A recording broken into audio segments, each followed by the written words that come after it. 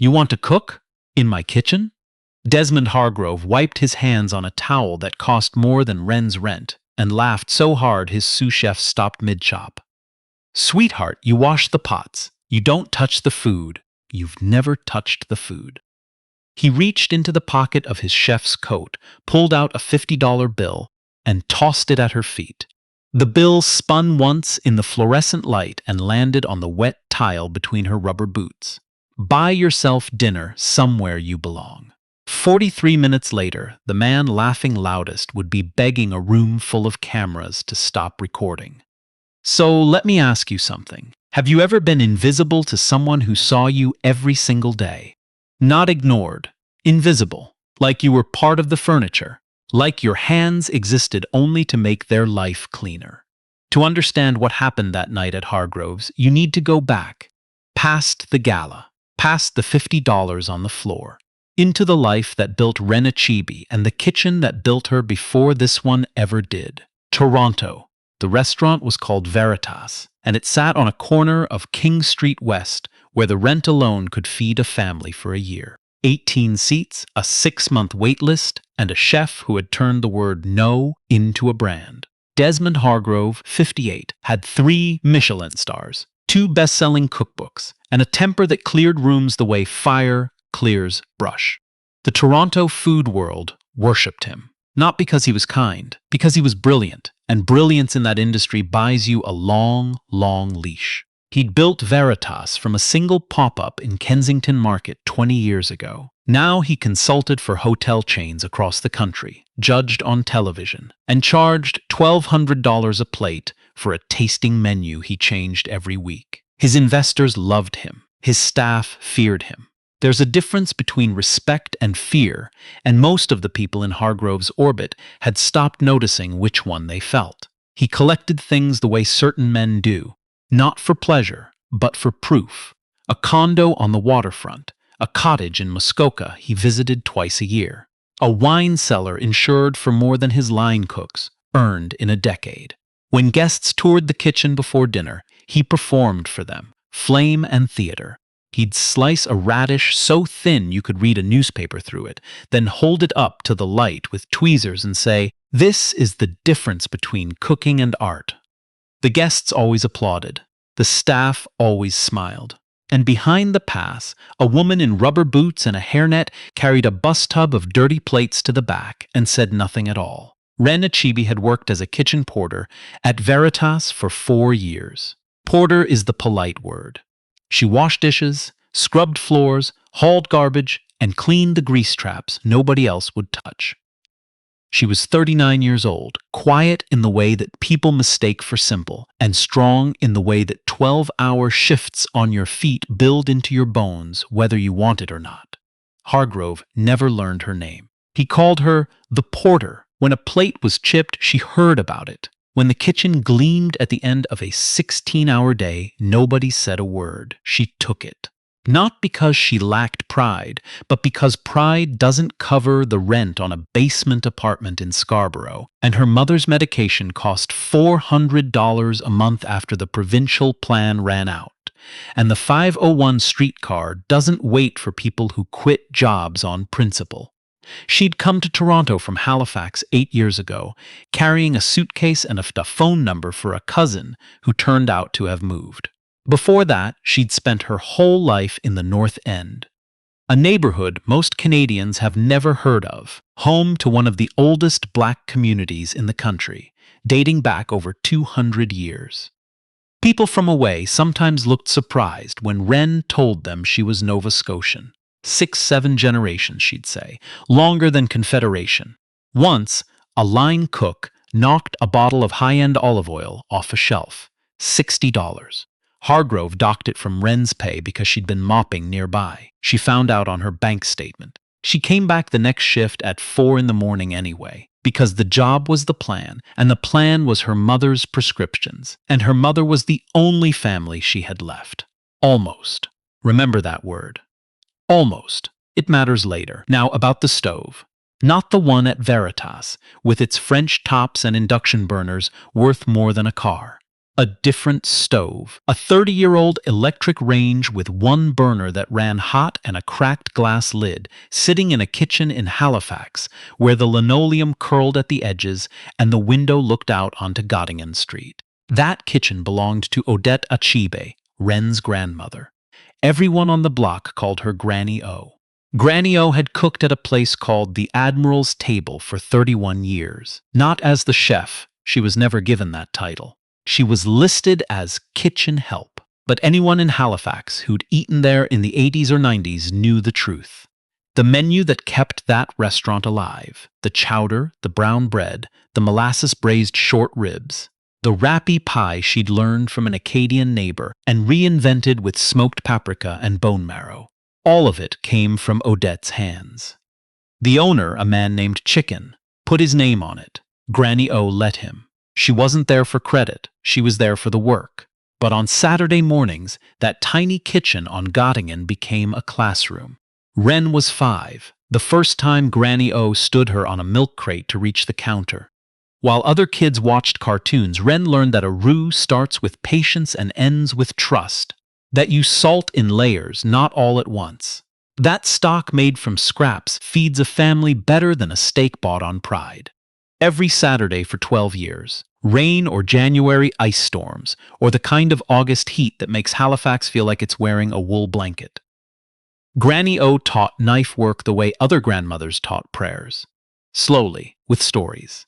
She taught Wren how to taste a dish with her eyes closed and name what was missing. How to stretch a chicken into 3 meals and make the third one taste like the first.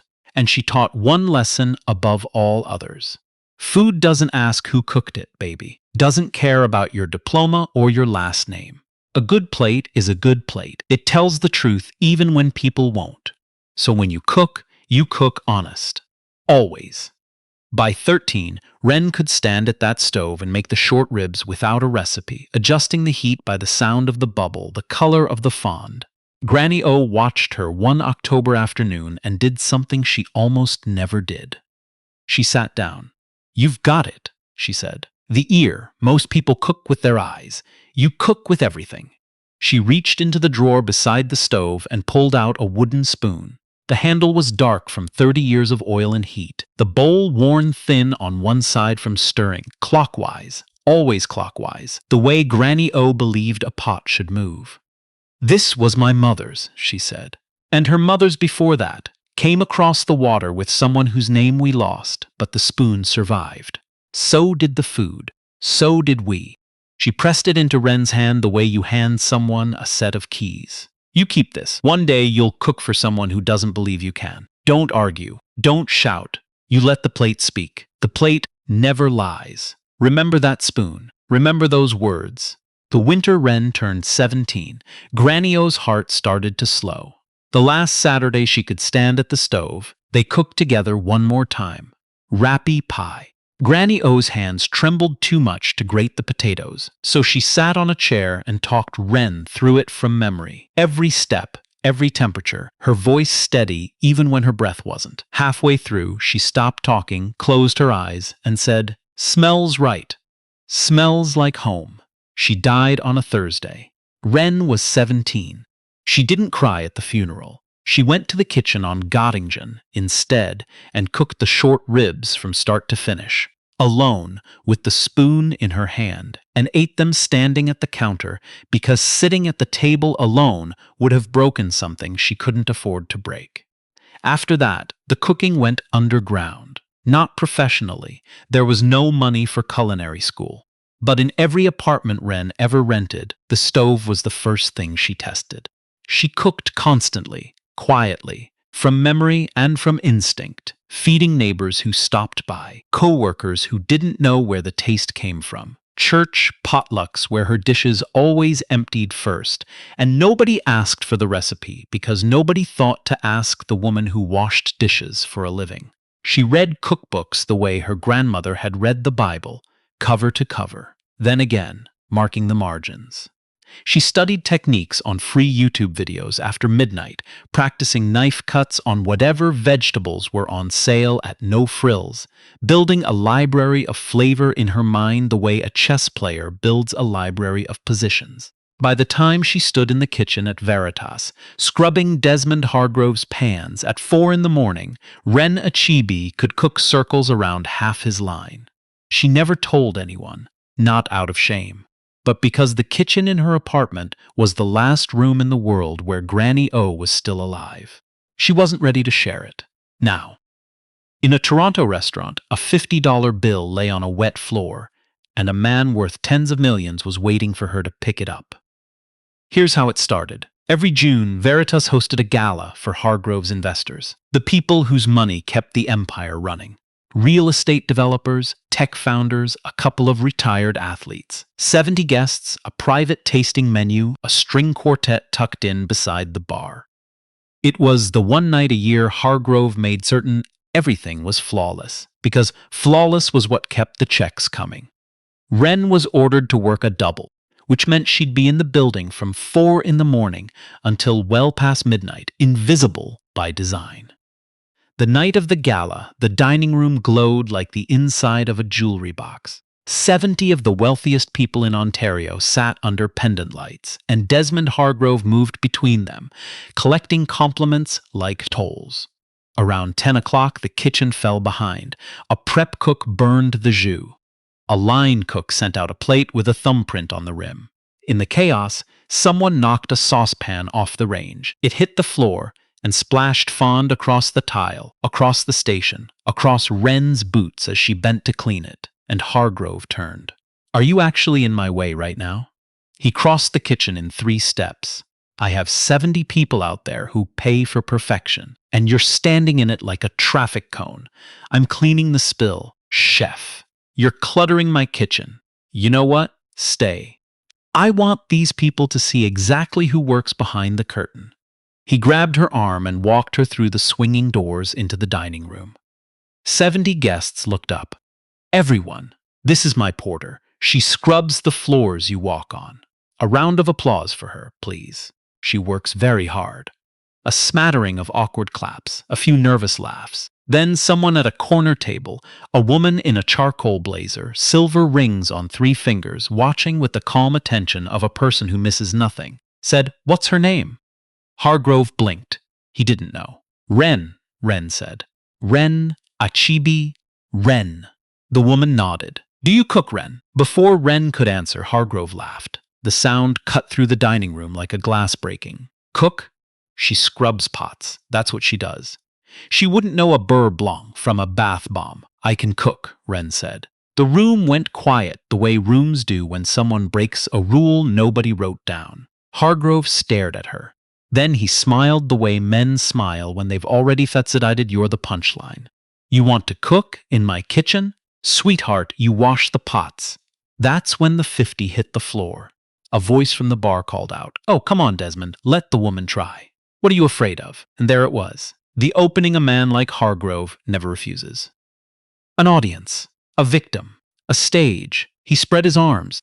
"You know what? Fine. 1 dish. She cooks 1 dish, I cook 1 dish. Tasted blind. If anyone in this room, anyone, picks hers over mine, I'll write her a check for $100,000. Gasp. Phones came out. Red recording lights winked on. "She loses. She walks out of this building tonight. Done. I never see her face again. Desmond." The woman in the charcoal blazer stood. "If there's a wager, you'll want it clean. I'll judge. Both dishes tasted blind. And I'll identify myself for the room so there's no question."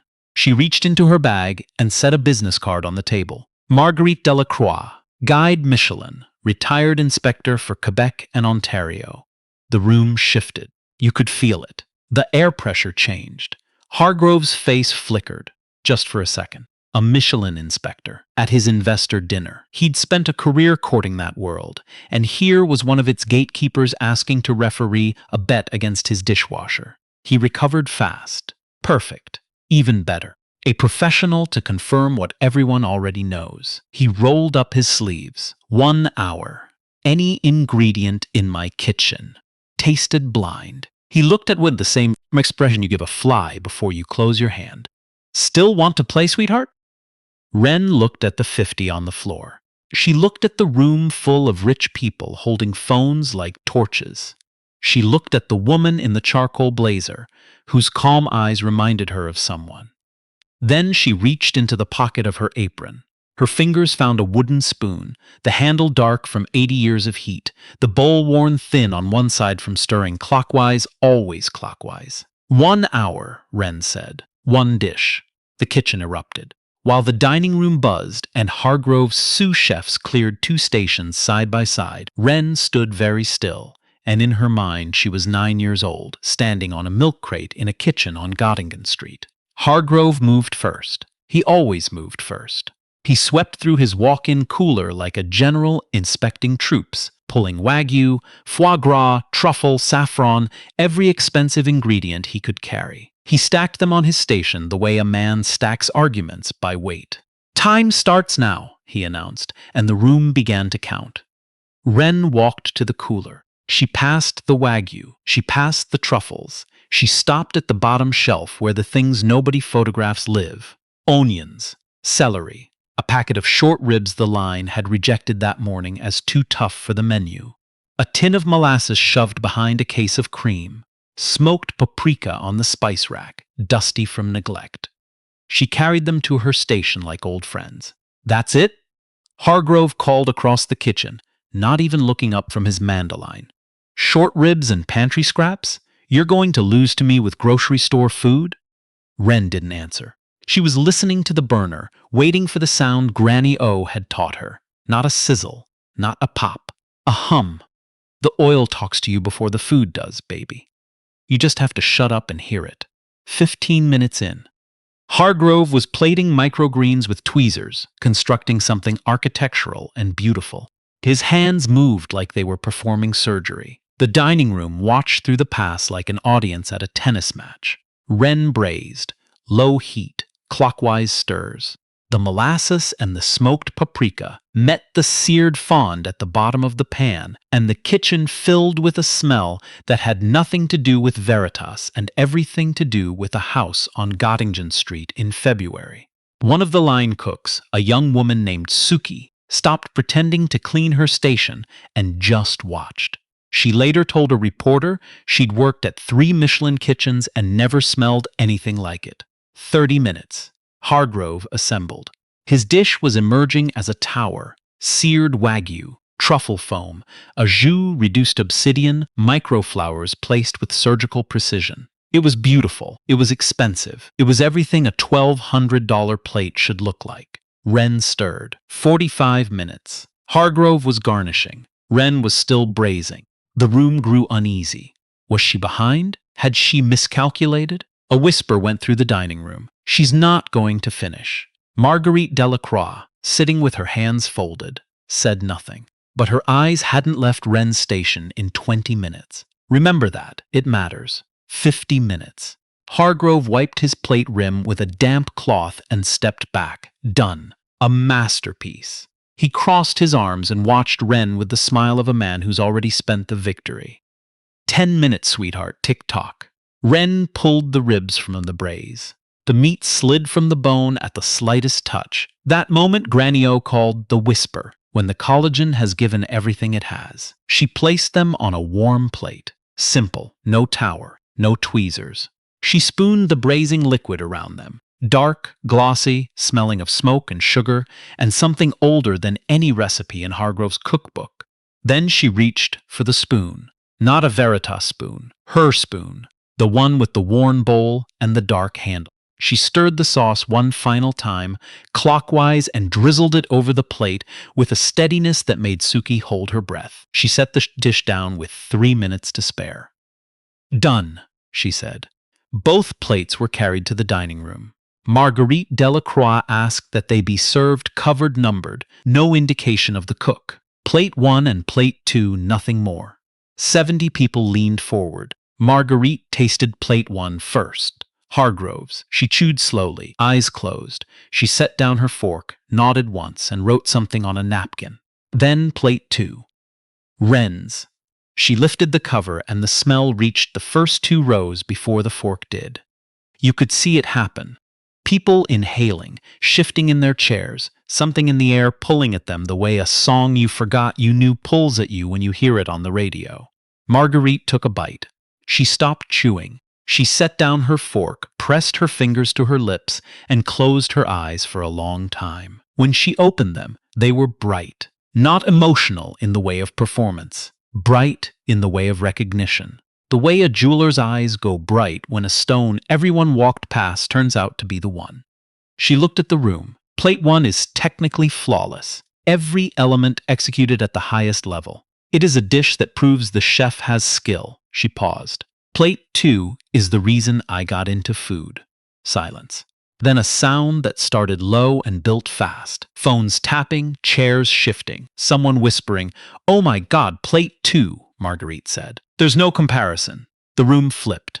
Not gradually. All at once, the way a flock of birds changes direction. The same people who had laughed at the $50 bill were now filming, standing, pressing toward the pass. Hargrove's face emptied, not anger, absence.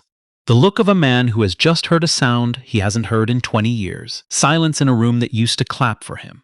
"Wait," he said. "Hold on. She had access to my walk-in. She probably saw my prep notes. This isn't Desmond." Marguerite's voice was level, the kind of level that makes loud men quiet. "I have tasted food in 37 countries. That dish was not prepared by someone who read your notes. That dish was prepared by someone who was taught by a great cook. I can taste the teacher in it, the way you can hear a teacher in a musician's phrasing." She turned to Wren. "Who taught you?" Wren reached into her apron pocket and brought out the wooden spoon, the handle dark from 80 years of hands, the bowl worn thin from stirring one direction, always the same direction. "My grandmother," she said, "Wren Achebe. She cooked at a restaurant in Halifax for 31 years. They called her kitchen help. She never got her name on a menu. She never got a review. She took the bus home every night and taught me on a stove with one good burner. She set the spoon on the pass beside the plate, the way you set a flag on ground you've earned. This is her recipe. She called it Saturday ribs because that's when she had time to make them. For me, 3 seconds of absolute silence. Then a single pair of hands began to clap, slow, deliberate, ringing off the concrete ceiling. Suki, the line cook, standing in the doorway of the kitchen she'd worked in for 2 years, crying for reasons she wouldn't be able to explain to anyone for days. The room followed. Waiters, investors, retired athletes, all of them, and 4,000 strangers on a live stream someone had started on their phone. All of them thundering in a room built to whisper. And Desmond Hargrove stood exactly where he was, alone in the eye of all that noise, staring at a plate of braised short ribs that had beaten his Wagyu tower the way a river beats a dam. By being patient, by being true, by being old. The applause hadn't faded when Hargrove found his voice. All right, all right! He straightened his chef's coat. Cute stunt. She got lucky. Home cooking tricks, comfort food, of course it plays well for a crowd. But this isn't how real kitchens work. Nobody laughed. "The bet?" Marguerite asked. Hargrove waved his hand. "Come on. Nobody actually expected me to pay 100 grand to my dishwasher over short ribs." "You stated the terms yourself, Desmond. One dish, tasted blind, judged in front of this room. Recorded, I might add, on what appears to be several dozen phones and a live stream with," she glanced at the nearest screen, 11,000 viewers. From a table near the window, a man named Wren Achebe stood. Wren didn't know his name then. She would. He managed the investment group that underwrote 40% of Hargrove's restaurant empire, $80 million. "Desmond," he said, the way you say someone's name when you're already writing the email, "I've sat in this room 6 years in a row and watched you tell us your palate is the product, your instinct, your judgment." He buttoned his jacket. "Tonight, I watched your judgment lose to a woman whose name you didn't know, and your first move was to welch." He nodded at Wren. "My office will be in touch. Not with you, Desmond." The color left Hargrove's face on 11,000 screens. "Reza, be reasonable. We'll settle this privately. My lawyers can. Marguerite cut him off. The word you need, Desmond, is check. Then Wren Achebe did something she had never done in 4 years of working at Veritas. She stepped forward and spoke to her employer without being spoken to. Chef Hargrove, 4 years I cleaned your kitchen. You charged me for a saucepan your cook dropped. You called me the porter. I don't think you ever looked at my face long enough to learn it. Her voice did not shake. Not even a little. My name is Wren Odette Achebe. I was never beneath you, chef. You just needed me to be. Somewhere in the room, someone started to clap again, and Marguerite raised a hand to stop it. Not yet. The room understood. Wren wasn't done.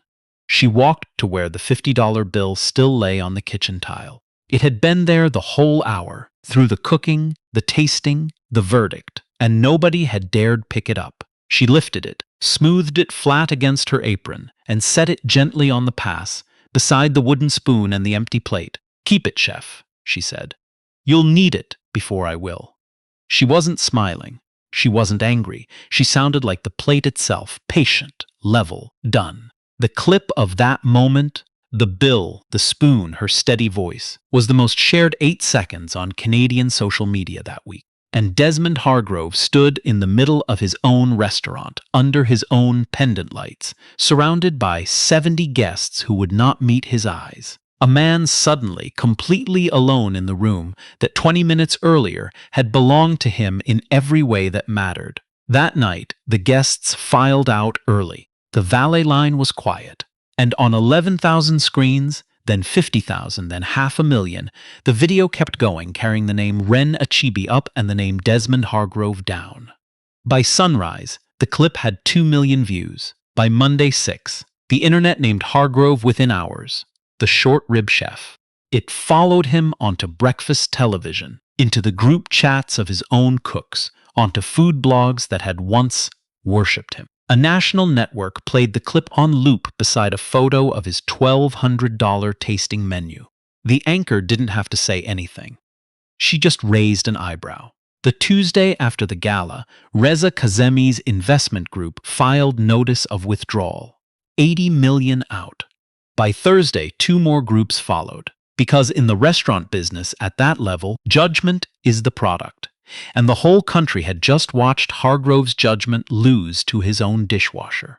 Then try to skip the bill. The check arrived at a basement apartment in Scarborough on a Wednesday. Wren's mother, Estelle, sat at the kitchen table and held it in both hands. Then she looked at the framed photograph on the wall, Granny O at her stove on Gottingen Street, flour on her apron, laughing at something off camera, and cried in the quiet, shaking way you cry when something is finally over. She never paid for another prescription out of pocket. Wren made sure of that first.